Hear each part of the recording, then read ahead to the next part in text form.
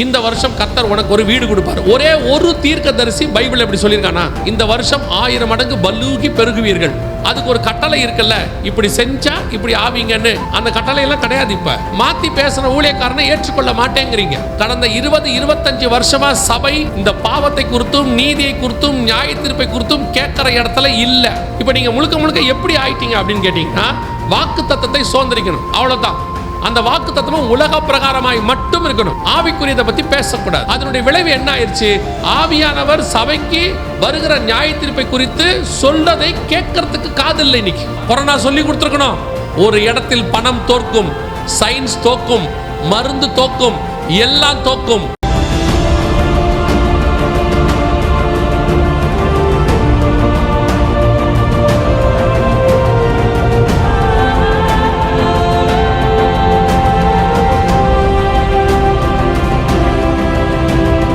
ரெண்டு வகையான ஜனங்க இருக்கு.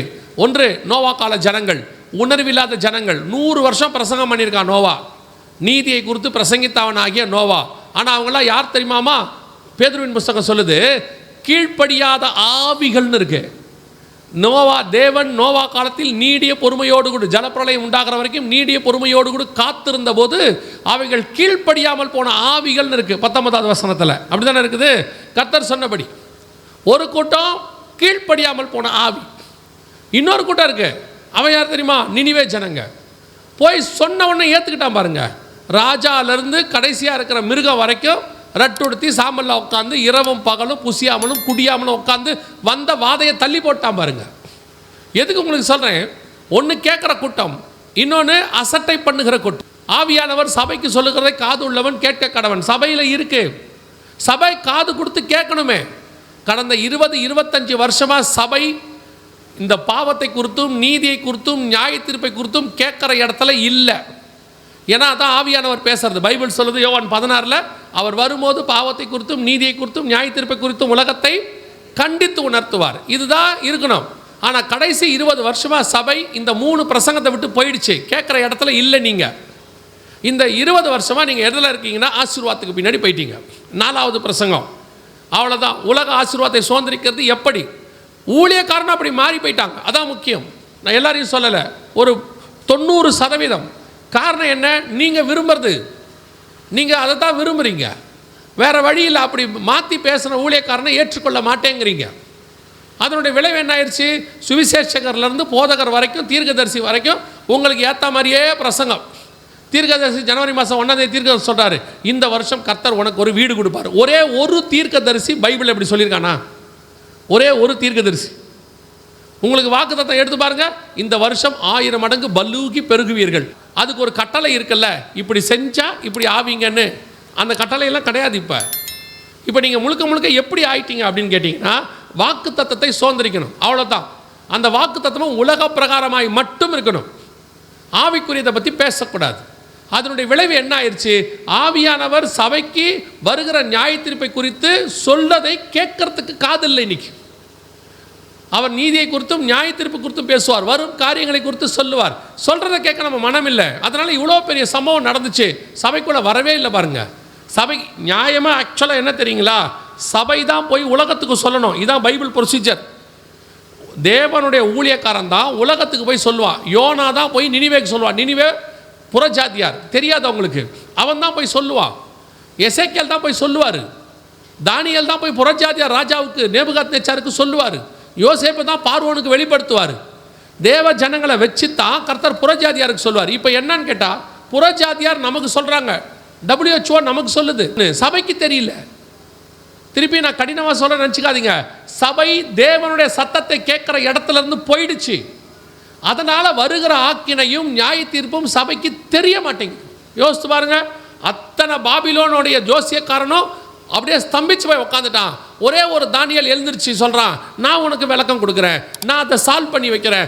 அன்னைக்கு பாபிலோனில் வந்த பிரச்சனையை அவன் சால்வ் பண்ணிட்டான் பாருங்க. அதுதான் சத்தியம். இன்னைக்கு உலகத்துக்கு வழி சொல்ல வேண்டிய சபை ஸ்தம்பிச்சு கிடக்கு. உலகத்துக்கு வழி காட்ட வேண்டியது நம்ம தான், அவனுக்கு தான் சொல்லணும். நம்ம என்ன ஆயிட்டோம்? இன்னைக்கு அப்படியே உட்காந்துட்டோம். கொரோனா வந்த உடனே ஐயோ, அதுவும் டிவிக்காரன் போட்டு அங்கே கொத்து கொத்தா சாவுறாங்க, இங்கே கொத்து கொத்தா சாவுறாங்க. இப்போ எங்கே போச்சு வசனம்? வாதை உன் கூடாரத்தை அணுகாது, எகிப்தின் மேல் வந்த ஒரு வியாதியும் உன்மேல் வரப்பண்ணேன், நானே உன் பரிகாரியாகிய கர்த்தர். இதெல்லாம் எங்கே போச்சு? பயம் வந்துடுச்சு. ஏன் பயம் வந்துச்சு? விசுவாச வார்த்தை கேட்கறது கொஞ்சம் வருஷமாக நின்று போச்சு. ஆசீர்வாத வார்த்தை கேட்டு கேட்டு கேட்டு இப்போ நமக்கு என்ன ஆயிடுச்சு தெரியுமா? கொஞ்சம் இப்போ இருக்க ஜென்ரேஷன் சொல்கிறாங்க, காசு இருந்தால் என்ன வேணாலும் பண்ணலாங்க, பணம் மட்டும் இருந்துட்டா போதும். கொஞ்சம் பேர்லாம் சொல்கிறாங்க, எதிரில் நீங்கள் ஒருத்தர் சொன்னார், காசை தூக்கி அடித்தா எதை வேணாலும் வரும், வராது. அதுக்கு தான் நல்ல உதாரணம் கொரோனா.